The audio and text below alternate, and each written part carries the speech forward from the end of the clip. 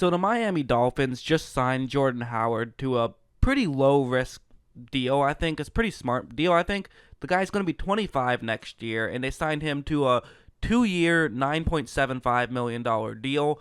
But keep in mind that there's an out at the end of the first year where they can get zero dead cap if they get rid of him after 1 year. So basically, just think of it as like he has a 1 year, $5 million deal with a club option attached to it for another year. So that's kind of what it's like essentially. And I do think that this is a really good move for the Miami Dolphins, actually. I think it's a great move. You're taking a chance on a guy who at one point was a fifth round pick, but really thrived when he played for the Bears. And maybe given another better situation, he can thrive again. He had his moments for Philadelphia, absolutely. If you look at the numbers, which, numbers don't tell the whole story, we all know that. But if you just look at the numbers, this is somebody who his first 2 seasons in the NFL had over 1,000 yards. Then, in 2018, things didn't quite go as well. He still had 935 yards, but he did it on just 3.7 yards per carry. And for comparison, he actually rushed for 5.2 yards per carry in 2016, although in 2017 it was 4.1 yards per carry. And also he had 300 receiving yards in 2016, whereas he hasn't gotten over 150 in any of his next seasons. He's not the best receiving back, but even that has been down. However, when he played for Philadelphia last year in 2019, he played pretty solid. I mean, again, he didn't play every game, and also he was, not necessarily their bell cow back, so to speak, like he kind of was in 2016. But he had 500 yards, and he averaged 4.4 yards per carry, which is above average. And again, that's notable when you factor in the fact that outside of his rookie season, when he had a great yards per carry, that's better than he had in 2018 or 2017. So maybe just part of it was just Matt Nagy not totally knowing how to use him properly. And part of it just was, the Eagles have a really good offensive line. They run block well. That's just part of it as well. But I do think that Howard has some talent, and he has the potential to be a great player. I mean, he was legitimately probably the Bears' best player in 2016. Anyways, I have rambled on for way too long. I need to get into the film study. Sorry about that. Anyways, we'll go ahead and talk about it right here. We'll start off with this play. What's going to happen is that the right guard and center are going to be double teaming an interior lineman. There's also a one-on-one matchup with Lane Johnson going up against another defender, and then Jordan Howard just going to run in between them. Pretty simple. But what's interesting about Jordan Howard, and what's really good about Jordan Howard, is even if there's a small hole, he can find a way to fit through there, and it takes a good amount to bring him down. And I think that's kind of why he was able to, despite the fact that teams were really going all out to stop the run. And that's something that also should be mentioned, is that his first 2 seasons, teams were not fearing the pass, and yet he was still finding ways to put up pretty decent numbers. So his numbers weren't as good as he was, honestly. But anyways, like you look right here, there is not a huge window for him to get through, but he's able to speed through it. And even though there was contact, he doesn't get brought down. He does not get brought down very easily at all. And that's a huge reason he's able to be successful. This plays another example of it, where that's going to be the blocking concept. You see that they're going to pull their right tackle around, and they also have a tight end who's just going to block somebody straight up. They have a fullback who's going to run over and block that defender, and then they're simply just going to send Howard in that direction, see if he can try to run through and pick up some yards, pick up a yard, get the touchdown. And after the ball is snapped, you notice that, again, there is kind of a window, but not a huge window, and you might honestly have to power through here, largely because of the tight end making a block. That's just kind of a tough block to make, just blocking a defensive lineman straight up. Not very easy to do. Actually, I think that's a linebacker, but either way, not easy to do. However, watch how Howard is able to just lower the shoulder and just power through and get into the end zone for a touchdown. He has that power that really does matter and can really be effective, especially when you're running against a team when you don't have the best offensive line, which will be the case in Miami unless they make some major shifts. I still don't think their offensive line is going to be great in 2020.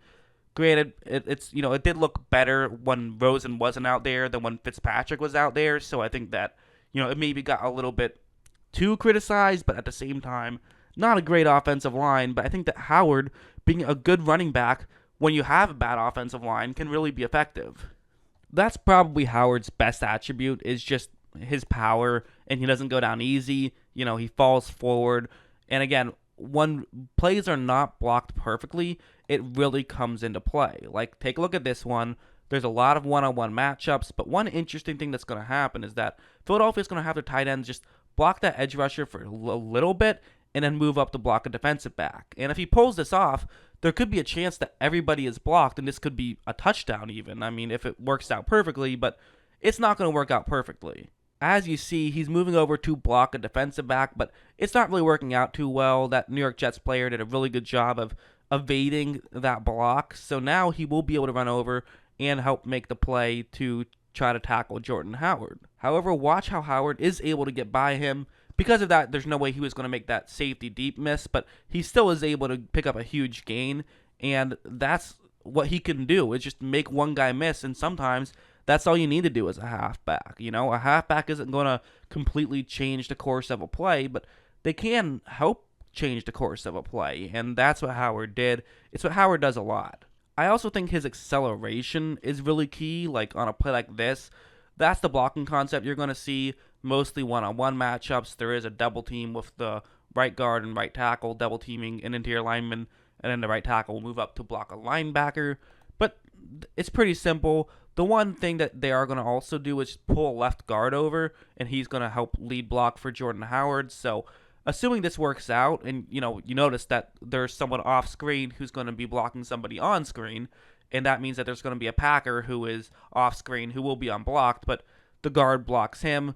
Everybody is going to be accounted for here for Green Bay. And after the ball is snapped, you notice that Howard just gets the ball. There's a little bit of a delay because they have to give their guard time to get over there. But now it's going to come down to speed and acceleration. It's going to come down to, can Howard accelerate quick enough to get through this hole? Because there is a hole now. The guard is in position where he can now move over and make this block. But now he just has to get through it, which is going to be tough because, he's not moving at all at this point. However, he is still able to accelerate quick enough. He does get by there and picks up a huge gain. And that's another thing that can really come into play, is his acceleration, obviously. Everyone knows having a halfback who can accelerate quickly is one of the most important things in football. It's so valuable to have that. And for the Miami Dolphins, I think they do have that now. Again, I should be a little bit more clear in the fact that, yes, I do think Howard is a very good football player. I do not think that Jordan Howard is a guaranteed Pro Bowler or anything like that, but I think that there is a chance that maybe he could be a Pro Bowler. And that's kind of the idea of, like, listen, when you're the Dolphins, you only have so many draft picks. You have to get better, but you have cap space. So why not let's just take a flyer out on Jordan Howard. If he sucks, then whatever. We're probably not going to win the Super Bowl in 2020 anyways. So let's just, well, you definitely won't, because the Super Bowl will be, a couple months into 2021. But you know what I mean. You're not going to win the Super Bowl next year. So let's just take flyers out on some guys. Some will bust, but then whatever. You don't have to worry about it next season anyways. That's probably when you will try to be competitive. And I mean, of course, you never truly do know. I mean, they could end up being competitive immediately, but if all of the flyers they took out on guys just happen to work out, but chances are that some will hit, some will miss, but this one has a chance to hit, which is why I really like this signing. One last thing to talk about will just be vision. Obviously, vision is very important, and Howard, he has good vision. He's able to read plays pretty quickly. Like on this play, what's going to happen is that there's going to be a double team right here, and it looks like one of them is supposed to get off that double team to block that linebacker right there, but it's not going to work out too well. They got their hands full a little bit, like as you see right when the ball is snapped. Number 50 right there, he's able to shoot that gap pretty quickly, and he's in a pretty good position to make this tackle. And if you look at Howard, it appears as though that's the gap he's going to run into. I think that's the gap that he wanted to run into. I think he felt like that was a better gap to run through. But now he quickly realizes, okay, I can't run through that gap or I'm going to be in trouble. So instead, he simply just shifts over, runs to a different gap, and nearly gets a touchdown, but is able to get the ball to a first and goal situation, which is very valuable. I know running backs tend to fall off a cliff quickly, so you can never really say he was so good, what happened to him when talking about a running back, because you do never know.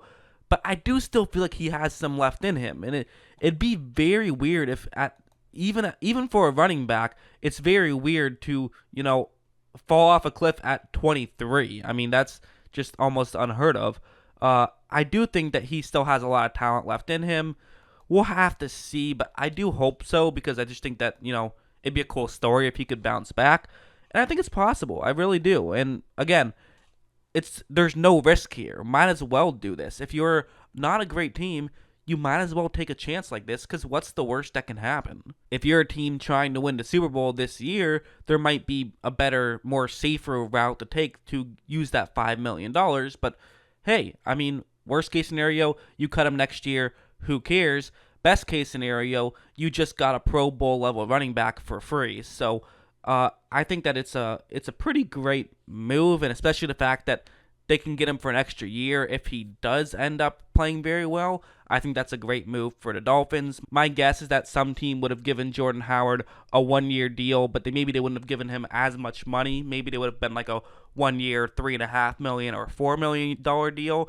And Miami said, "Hey, we'll throw in that little extra, but we want the opportunity to take you on for 2021." And Howard said, "All right, makes sense." So we'll see if it works out. I mean, on paper it should work out, but let me know what you guys think. Let me know in the comments below. Is this a good move? Because obviously, I think it is. But anyways, I hope you guys enjoyed this video. And of course, as always, thanks for watching.